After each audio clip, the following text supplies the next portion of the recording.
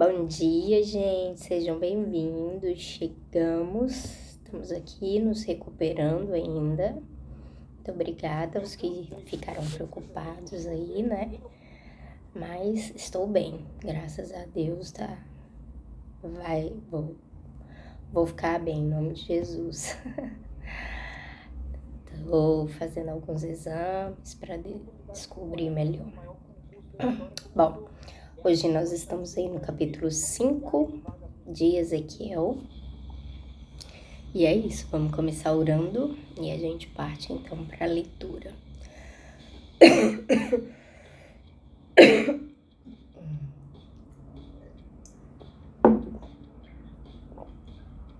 Amém, Deus, obrigada pelo dia de hoje, Paizinho. Obrigada pelo dia lindo que o Senhor fez, que possamos ver Ele e o Senhor da maneira que é.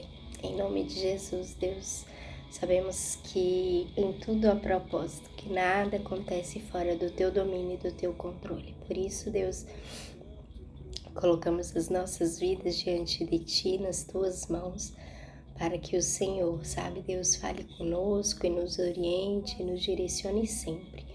Muito obrigada, Deus, muito obrigada pela direção que o Senhor me dá, pela saúde também que o Senhor me sustenta e sustenta cada um aqui, Deus. Se há alguém com alguma falta, em nome de Jesus, nós declaramos cura, restauração, provisão, providência do Senhor entrando na vida de cada um. Em nome de Jesus, é o que eu oro e te peço, colocamos diante de Ti este momento de leitura da Tua Palavra. Fala conosco, ensina-nos, exorta-nos, mas com o Teu amor sempre, em nome de Jesus. Amém? Ai, a tosse ainda é ruim. Seguinte, esse capítulo é difícil, mas Ezequiel é um livro difícil. Então, a gente vai ter que começar a entender que tudo que o Senhor fala é verdade. Que tudo que o Senhor... Que tudo que tá na Bíblia é verdade. Primeira coisa, eu quero que vocês saibam separar que não sou eu que tô falando, tá, gente? É a Bíblia. E o que está na Bíblia, ela é verdade. E ela se cumprirá. E ela se cumpre. Ela já se cumpriu uma vez e ela se cumprirá novamente. Nada disso daqui, se a gente crê na Bíblia, nada disso daqui passou sem acontecer.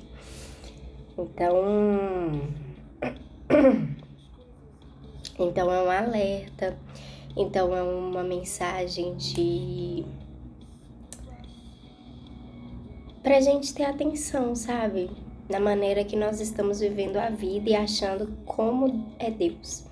Mas vamos ler e aí a gente vai tirando as nossas conclusões. Hoje vai ser assim, com tosse. Então vai dizer, Deus disse: Homem mortal, pegue uma espada afiada e com ela corte a barba e os cabelos. Depois, pese os cabelos e os pelos numa balança e divida-os em 3 partes. Quando os inimigos deixarem de cercar a cidade, vá ao centro e queime ali 1/3 parte desses cabelos e pelos. Depois, ande em volta da cidade e vá picando outra 1/3 parte com a espada. Jogue a última 1/3 parte para o ar e o vento a levará.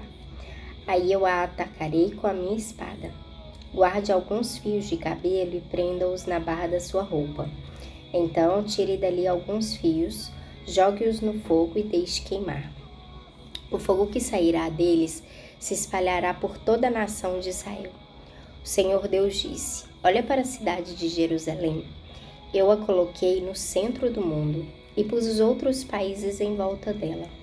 Mas Jerusalém se revoltou contra os meus mandamentos e acabou se tornando mais perversa do que as outras nações, mais desobediente do que os povos que estão em volta dela. Jerusalém rejeitou os meus mandamentos e não quis guardar as minhas leis. Agora, Jerusalém, preste atenção no que eu, Senhor, estou dizendo. Vocês não obedeceram às minhas leis, nem guardaram os meus mandamentos, e por isso têm causado mais confusão do que as nações que estão ao seu redor. Vocês têm seguido os costumes de outras nações. Por isso, eu, o Senhor, Deus, digo que estou contra vocês. Eu julgarei no lugar onde todos os povos possam vir. Por causa de todas as coisas horríveis que vocês fazem, eu castigarei Jerusalém como nunca fiz antes e como nunca mais farei. Como resultado, em Jerusalém, os pais vão devorar os próprios filhos e os filhos vão devorar os pais. Eu castigarei vocês e os que ficarem vivos serão espalhados em todas as direções. Portanto, esta é a palavra do Senhor Deus. Vocês profanaram o meu templo com tudo que é mau e sujo. E por isso juro pela minha vida que eu os destruirei sem dó nem piedade. Uma terça parte do povo morrerá de peste e de fome dentro da cidade. Outra terça parte será morta por espada fora da cidade. E a outra terça parte eu espalharei aos ventos e a perseguirei com uma espada. Vocês sentirão toda a força da minha ira e do meu furor, até que eu fique satisfeito. Quando tudo isso acontecer, vocês ficarão convencidos de que eu, o Senhor, lhes disse todas essas coisas porque fui ofendido pela infidelidade de vocês. Eu farei com que você, Jerusalém, fique arrasada, e por isso as nações ao seu redor e os que passarem por você vão zombar dos seus moradores. Quando eu ficar irado e furioso com vocês e castigá-los, todas as nações vizinhas ficarão espantadas. Olharão para vocês com nojo e zombarão. Não vou deixar que vocês recebam comida de fora e assim morrerão de fome. Vocês sentirão as dores da fome como se fossem flechas pontudas mandadas para destruí-los. Mandarei fome e animais ferozes para matarem os seus filhos e peste e violência e guerra para matarem vocês. Eu, o Senhor, falei. Oi, mãe, bom dia, seja bem-vinda. Então, esse é o capítulo 5 de Ezequiel. É um capítulo muito forte, como eu falei, né? Mas é um capítulo que quando eu li, eu falei assim, gente, eu não sabia que em Deus tinha isso. E eu quero conversar um pouco sobre isso com vocês. Eu não sabia que em Deus existia esse sentimento de ódio, de rancor, né? Eu pensei que Deus fosse perdoador, como Jesus fala que ele é, né? Que a gente deve oferecer a outra face e não... Enfim, eu pensei que Deus fosse totalmente bom. E foi uma das coisas que eu ouvi e que me confrontava muito. Mas se a gente pensa em Deus só por esse lado, só nesse viés, a gente acha que ele não tem juízo. A gente vai achar que ele não vai cumprir o que ele fala que vai fazer aqui nesse livro, em Apocalipse.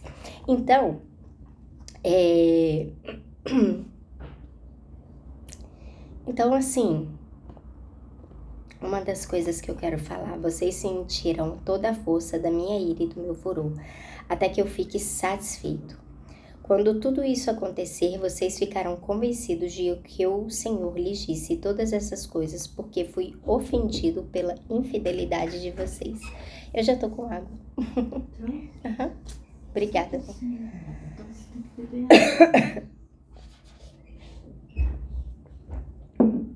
Deixa eu tomar água que minha mãe brigou comigo. Então, a primeira coisa que a gente precisa ter em mente é isso, sabe? É que, assim, em Jesus, de fato, Deus perdoou o pecado do mundo, sabe? Deus derramou essa ira aqui sobre ele. Não é para menos que na cruz, morrendo na cruz, ele vira e ele fala o seguinte: Deus meu, por que me abandonaste? Sabe, uma coisa que eu já ouvi de outros pregadores falando e eu falei, é verdade.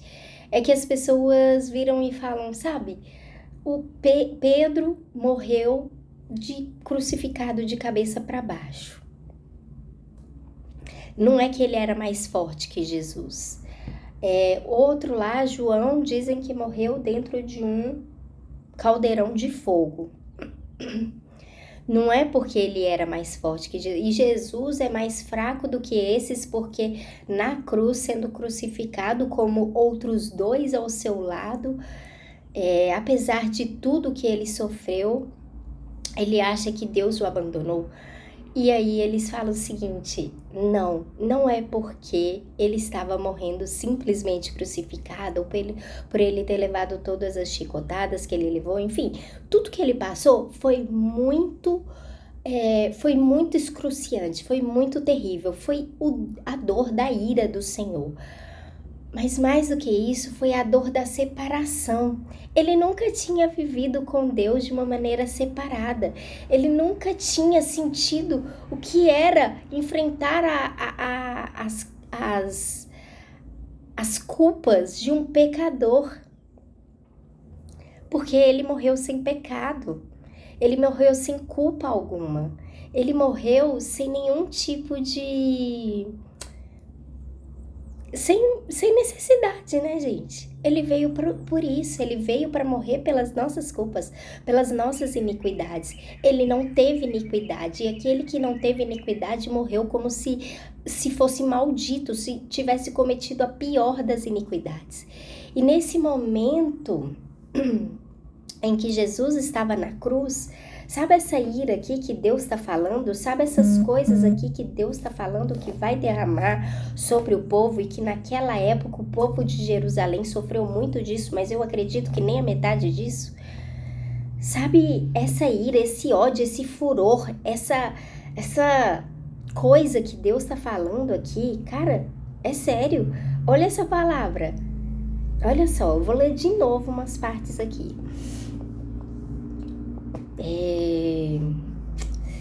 Portanto, esta é a palavra do Senhor Deus. Vocês profanaram o meu templo com tudo que é mau e sujo, e por isso juro pela minha vida que eu os destruirei, sem dó nem piedade.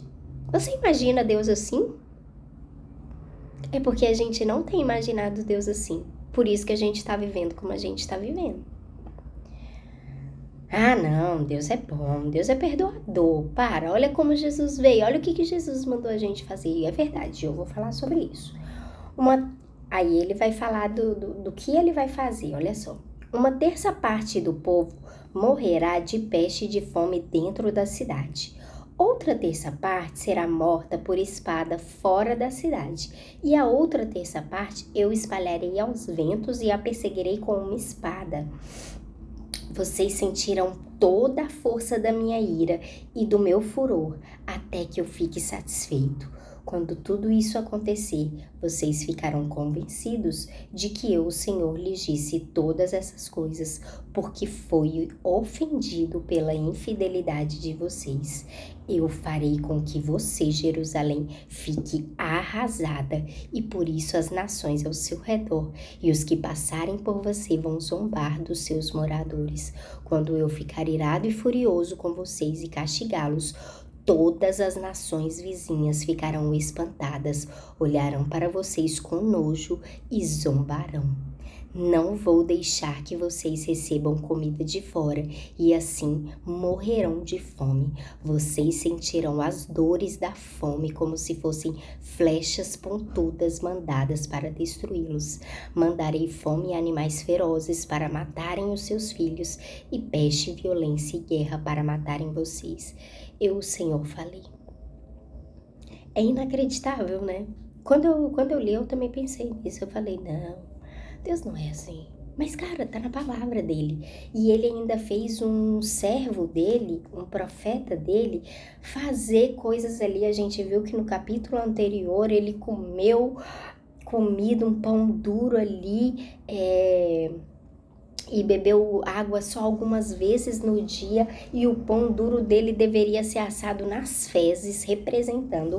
Aqui então ele manda esse homem cortar o cabelo dele, e aí de terça em terça parte ele faria algo, ele faria algo com esse cabelo para representar o que ele estava fazendo com a nação de Jerusalém, que seria uma terça parte do povo morrerá de peste e de fome, a outra terça parte será morta fora das portas da cidade, e a outra eu espalharei aos ventos. Isso tudo eu vou falar sobre Jerusalém agora. Espero poder falar aqui na legenda, porque o nosso tempo já acabou.